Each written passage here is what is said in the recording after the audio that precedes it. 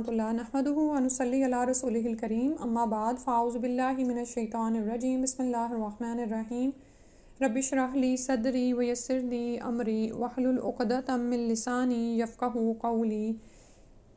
ہم کتاب پڑھ رہے تھے حصن مسلم، اور اس میں ہم نے پچھلی دفعہ جو ہم نے ٹاپک پڑھا تھا وہی ٹاپ پہ آ رہا ہے، جس سے گناہ سرزد ہو جائے وہ کیا کرے، ٹھیک ہے۔ اور اس میں ہم نے پڑھا تھا کہ اچھی طرح سے وضو کرے، پھر 2 رکعت نماز ادا کرے، اللہ کی حمد و ثنا کرے، درود پڑھے اور اللہ تعالیٰ سے بخشش کی طلب کرے تو اللہ تعالیٰ اس کو معاف کر دیتے ہیں۔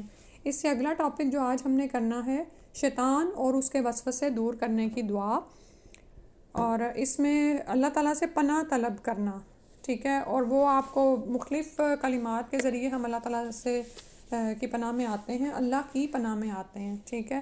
کہ اعوذ باللہ خالی کہہ سکتے ہیں، اعوذ باللہ من الشیطان الرجیم کہہ سکتے ہیں، اور اسی طرح اعوذ باللہ السمیع العلیم من الشیطان الرجیم من ہمزہ ونفخہ ونفثہ، ٹھیک ہے۔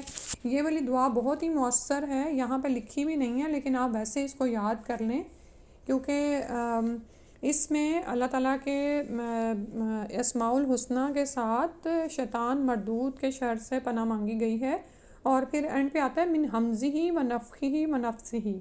آپ یہ دیکھیں کہ دنیا میں ہمارے مختلف طرح کے ہمیں دشمن نظر آتے ہیں، لیکن اللہ تعالیٰ نے قرآن میں ہمیں بتایا ہے کہ تمہارا کھلا دشمن شیطان ہے، اس سے بچو، ٹھیک ہے۔ اس کو اپنا دشمن سمجھو، فاتخذوہ عدوا، کہ یعنی وہ تمہارا کھلا دشمن ہے، اس کو دشمن سمجھو۔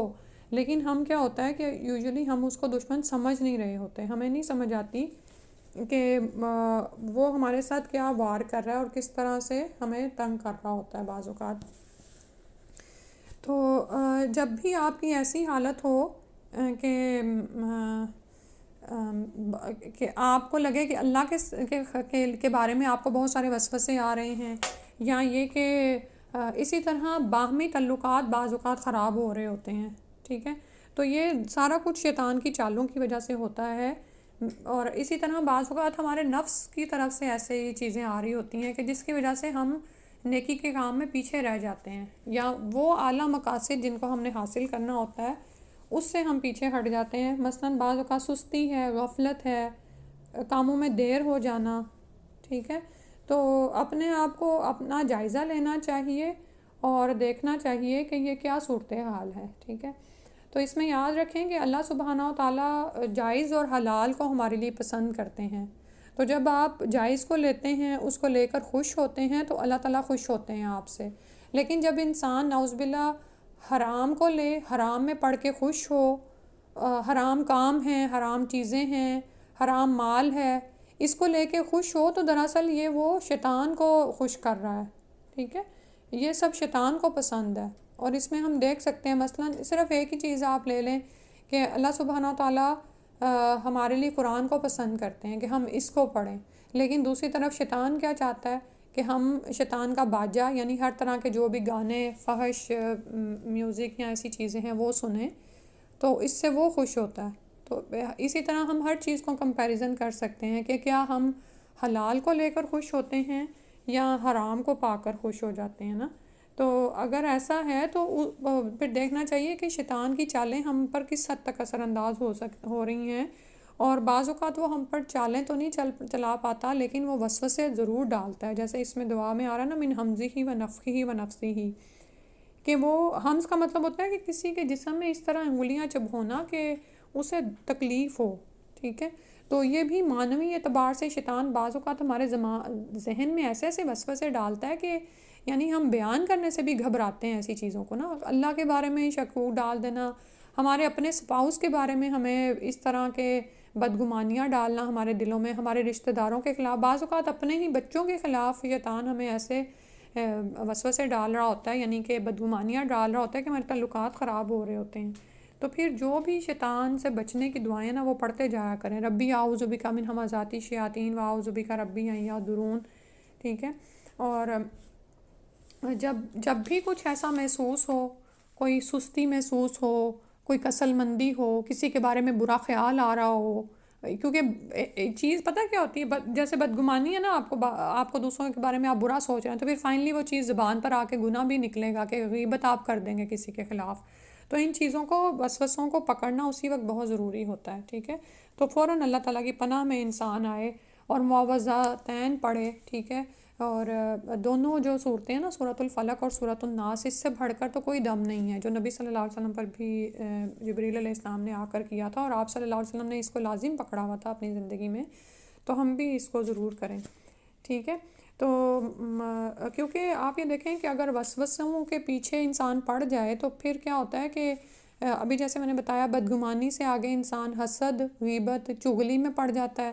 اور اسی طرح اگر وہ جیسے ابھی اس میں آ رہا ہے نا، وہ نفسی ہی نفس ایک تو وہ پھونک مارنا ہوتا ہے، اور ایک نفس ہے کہ وہ بری باتیں ہمارے دل میں ہم خیال ڈالتا ہے. اور پھر یہ کہ بعض اوقات ہمیں تکبر کی طرف لے جاتا ہے کہ ہم خود کو بڑا سمجھیں، اور جب انسان خود کو بڑا سمجھتا ہے تو بہت ساری اخلاقی برائیاں اس کے اندر آ جاتی ہیں کہ وہ لوگوں کے ساتھ اچھا معاملہ نہیں کرتا. آپ یہ دیکھیں گے جب آپ خود کو بڑا سمجھیں گے اور دوسروں کو حقیر سمجھیں گے تو ظاہر ہے آپ کا معاملہ ان کے ساتھ کتنا بگڑا ہوا ہوگا، ٹھیک ہے. تو اس کو ہمیں دشمن حقیقتاً سمجھنا چاہیے. اور صبح کی بھی جو دعائیں ہیں نا، اس میں بھی آتا ہے اعوذ بکلمات اللہ التامات من شر ما خلق. یہ ساری جو دعائیں ہیں نا، دم والی، درود والی، یہ باقاعدہ جیسے دشمن سے بچے جانے کے لیے ہم مسلسل اور فوراً اقدامات کرتے ہیں نا، یہ سب کچھ کرنا ہمارے لیے بہت ضروری ہے. اللہ سبحانہ وتعالیٰ ہمیں یاد کرنے کی توفیق عطا فرمائے، یاد رکھنے کی توفیق عطا فرمائے. دوسرا یہاں پر جو بات لکھی ہوئی ہے وہ یہ ہے کہ انسان اذان کے ذریعے شیطان کے وسوسوں سے بچ سکتا ہے. اب ہمارے گھروں میں دیکھیں کہ ڈیوائسز پہ اذانیں ہوتی ہیں، چلیں وہ بھی ٹھیک ہے، ہونی چاہیے، ٹھیک ہے، کیونکہ شیطان اس گھر سے بھاگ جاتا ہے جہاں اذان ہوتی ہے. تو لیکن اس کے ساتھ ساتھ اذان کی فضیلت اتنی زیادہ، آپ یہ دیکھیں کہ جب کوئی شخص اذان دیتا ہے تو اس کی آواز سن کر جتنے لوگ نماز پڑھتے ہیں ان سب کا ثواب بھی اس مؤذن کو جاتا ہے. لیکن ہمارے ہاں اس پیشے کو ایک عام سا پیشہ سمجھا جاتا ہے، حالانکہ مؤذن تو وہ ہے جو کہ نمازیوں سے بھی پہلے پہنچ کر مسجد پہنچتا ہے، کیونکہ اس نے اذان دینی ہوتی ہے. سبحان اللہ. تو یہ وہ لوگ ہیں نا جو کہ اندھیری راتوں میں جب پھر چل کے مساجد کی طرف جاتے ہیں تو اجر و ثواب اللہ کے ہاں پا لیں گے. تو ہمیں اپنے بچوں میں ضرور یہ عادت ڈالنی چاہیے. ٹھیک ہے، چلیں 5 دفعہ دن میں ڈیوائسز پہ اذان ہوتی ہے، لیکن ایک دفعہ بچے کو آپ ضرور کہیں کہ وہ خود بھی اذان دے، صحیح ہے. اور پھر اس کے بعد ہے مسکون اذکار اور قرآن مجید کی تلاوت. جو صبح و شام کے اذکار ہیں ان کو انسان لازم پکڑے، یعنی بالکل ایسے جیسے آپ شیر کو دیکھ کے گھبراتے ہیں یا سانپ کو دیکھ کے، کیونکہ وہ تو ظاہر نظر آنے والے دشمن ہیں نا، کہ اگر میں ان سے نہ بھاگی یا میں نے ان کے خلاف اقدامات نہ کیے تو یہ مجھے نقصان پہنچا سکتے ہیں. لیکن جو ہمارا چھپا دشمن ہے اور چوکنا ہے اور ہر وقت ہمارے پیچھے پڑا ہوا ہے، اس سے بچنے کی تو ہمیں بہت زیادہ ضرورت ہے، اور ہر انسان کو ضرورت ہے. وہ ہر طرح کے حربے استعمال کرتا ہے، چھوٹے ہوں بڑے ہوں. کوئی بہت نیکوکار انسان بھی ہو تو اس کو بھی وہ وسوسے ڈالے گا، کوئی عام سا مسلمان ہو تو اس کے بھی وہ پیچھے پڑا رہتا ہے. تو یہ جو مسنون اذکار ہے نا، اور جو وہ اپنے اوقات کے ساتھ خاص ہیں، یعنی فجر کی نماز کے بعد طلوع آفتاب تک یہ صبح کے اذکار کا ٹائم ہے، ٹھیک ہے. اور اسی طرح شام کے اذکار کا ٹائم ہے عصر کے سے لے کر سورج کے غروب ہونے تک. بعض اوقات ہوتا ہے کہ انسان کو بھول جائے تو وہ بعد میں یہ پڑھ لے، لیکن بالکل ایسے جیسے جس وقت چیز چاہیے ہوتی ہے نا اسی طرح سے، یعنی کہ جیسے اگر آپ کے گھر میں شیر یا یہ کوئی آ رہا ہے تو آپ کیا کریں گے؟ جلدی سے دروازہ بند کر دیں گے نا. بالکل اسی طرح صبح و شام کے ان اوقات میں پڑھنا ہی انسان کو کافی ہوتا ہے. لیکن اگر وہ بھول جائے یا ویسے کوئی اس سے نسیان وغیرہ ہو جائے تو پھر وہ بعد میں پڑھ لے. لیکن یاد رکھیں کہ یہ اذکار کا ٹائم ہے اور اس وقت ہی انسان کرے. اسی طرح سونے سے پہلے آمن الرسول ہے، آیت الکرسی ہے، اور معوذات رات کو اپنے اوپر دم کرنا. یہ روزانہ کی اپنی عادت پکی کر لیں کہ یہ نہیں ہے کہ ہم ایک دن یہ اذکار کر لیں تو ہم شیطان سے بچ جائیں گے، بلکہ ہر وقت ہی ہمیں اس کی ضرورت ہے. اسی طرح قرآن مجید کی تلاوت بہت زیادہ ضروری ہے. نبی کریم صلی اللہ علیہ وسلم نے فرمایا اپنے گھروں کو قبرستان نہ بناؤ، بے شک شیطان اس گھر سے بھاگ جاتا ہے جس میں سورہ بقرہ کی تلاوت ہوتی ہے. اور جن چیزوں کے اہتمام سے شیطان بھاگتا ہے وہ یہ ہیں: صبح و شام کے اذکار، سونے اور جاگنے کی دعائیں، گھر میں داخل ہونے اور نکلنے کی دعائیں. گھر میں داخل ہونے کی دعا ہی اتنی اہم ہے نا کہ انسان اس کو یاد رکھے۔ مسجد میں داخل ہونے اور نکلنے کی دعائیں، اس کے علاوہ دیگر مشروع اذکار۔ اچھا، مسجد میں داخل ہونے اور نکلنے کی ایک تو دعا ہمیں یاد ہے اور لکھی بھی ہوتی ہے مساجد کے باہر۔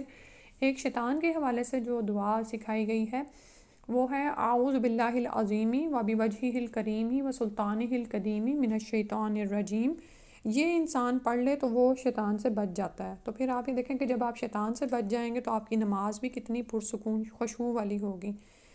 اور اللہ سبحانہ و تعالیٰ ہمیں اس پر دوام اختیار کرنے کی توفیق عطا فرما دے۔ اس کے بعد ہے اسی طرح جس نے 100 مرتبہ یہ کہا لا الہ الا اللہ وحدہ لا شریک لہ لہ الملک و لہ الحمد وہو علی کل شیء قدیر، یعنی اللہ کے سوا کوئی عبادت کے لائق نہیں، وہ اکیلا ہے، اس کا کوئی شریک نہیں، اسی کے لیے بادشاہت ہے اور اسی کے لیے تمام تعریفیں ہیں اور وہ ہر چیز پر قادر ہے۔ یہ والی جو دعا ہے نا، اس کی تو بہت زیادہ فضیلت آئی ہے۔ تو اگر انسان یہ پڑھے تو سارا دن شیطان کے شر سے محفوظ رہتا ہے۔ اور دوسرا وہی بات انہیں لکھی ہوئی کہ اذان سن کر بھی شیطان بھاگ جاتا ہے۔ اچھا، اس کے بعد آگے میرا خیال ہے اگلی دفعہ ہم باقی پڑھیں گے، کیونکہ یہ جو ٹاپک ہے نا، یہ اپنے دشمن سے بچنے والا، یہ بہت ضروری ہے۔ اور اس دفعہ ضرور یاد رکھیں کہ یہ دعائیں آپ نے پڑھنی ہیں۔ میں نے آپ کو کافی ساری سنائی ہیں، لیکن اس میں سے کوئی بھی اگر آپ ایک دعا لازم پکڑ لیں اور ایک ہفتے کے لیے اس کو اپنے کچن کی کیبنٹ یا کہیں لگا دیں، حتیٰ کہ وہ آپ کی عادت میں شامل ہو جائے، تو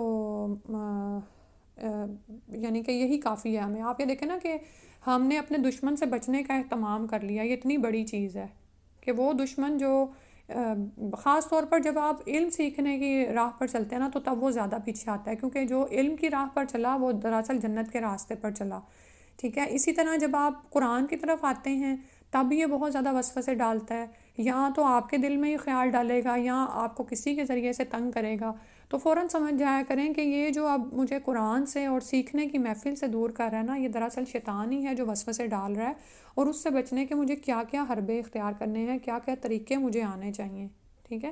تو یہ اپنی ٹپس پہ رکھنا ہے کہ اللہ تعالیٰ، اور آپ یہ دیکھیں کہ جب آپ کو کوئی دشمن نظر آ رہا ہو تو اس سے بچنے کے لیے آپ کس کے پاس جاتے ہیں؟ جو اس سے طاقتور ہو، جو آپ کو ہر چیز سے بچا سکتا ہو، ٹھیک ہے۔ اور اللہ سے بڑھ کر کوئی ہستی ایسی نہیں جو ہمیں کسی بھی نقصان سے بچا سکے، تو پھر اللہ ہی کی طرف بار بار پناہ پکڑنی ہے کہ، اور وہ پھر کلمات جو بھی میں نے آپ کو بھی بتائے، اسی طرح اذان کا اہتمام کر لیں، مسنون اذکار نہ چھوڑیں صبح و شام کے۔ اب تو ڈیوائس ہاتھ میں ہوتی ہے عموماً ہی، سونے سے پہلے بھی فٹافٹ اس کو کھولا اور 1-2 صفحے جو بھی ہیں وہ پڑھ لی، اگر یاد ہیں تو الحمدللہ۔ جیسے رات کو سونے سے پہلے سورہ الملک بھی پڑھی جاتی ہے، وہ اگر نہیں یاد تو کچھ عرصے دیکھ کے پڑھیں، اور اسی طرح آیت الکرسی، سورہ بقرہ کی آخری 2 آیات۔ تو یہ اللہ تعالیٰ سے دعا ہے کہ ہماری عادت میں یہ چیزیں شامل ہو جائیں اور ہماری زندگی سنور جائے۔ آپ یہ دیکھیں کہ بعض اوقات ہم بلا وجہ کسی نہ کسی وسوسے، بدگمانی، اللہ کے بارے میں شک میں ہی پڑے رہتے ہیں، اللہ سے شکوے شکایات بعض اوقات جو ہوتے ہیں۔ ہر انسان کی زندگی میں ایسی کوئی نہ کوئی کیفیت آ رہی ہوتی ہے نا، تو بعض اوقات ہم اس میں اتنے فرسٹریٹڈ، پینک ہو جاتے ہیں۔ تو اللہ سبحانہ و تعالیٰ اس سے ہمیں محفوظ فرمائے، اور ہم نے یہ یاد رکھنا ہے کہ یہ ہمارا کھلا دشمن ہے اور اس کو ہم نے ہر صورت میں بھگانا ہے، ٹھیک ہے۔ اور اگر یہ جو دعا اگلی آپ کو بتائی ہے یہ 100 دفعہ نہ بھی پڑھی جائے تو صبح بیٹھے بیٹھے نا نماز کے بعد وہیں پر 10 مرتبہ کہہ لیں، اور ایک دفعہ ہی انسان کہہ لے، لیکن پورے شعور کے ساتھ، کیونکہ اس میں اللہ تعالیٰ کی وحدانیت کا، اس کی ملکیت کا، اس کی حمد و ثنا کا بیان ہے اور اس کی قدرت کا۔ سبحانک اللہم و بحمدک، اشہد ان لا الہ الا انت، استغفرک و اتوب الیک۔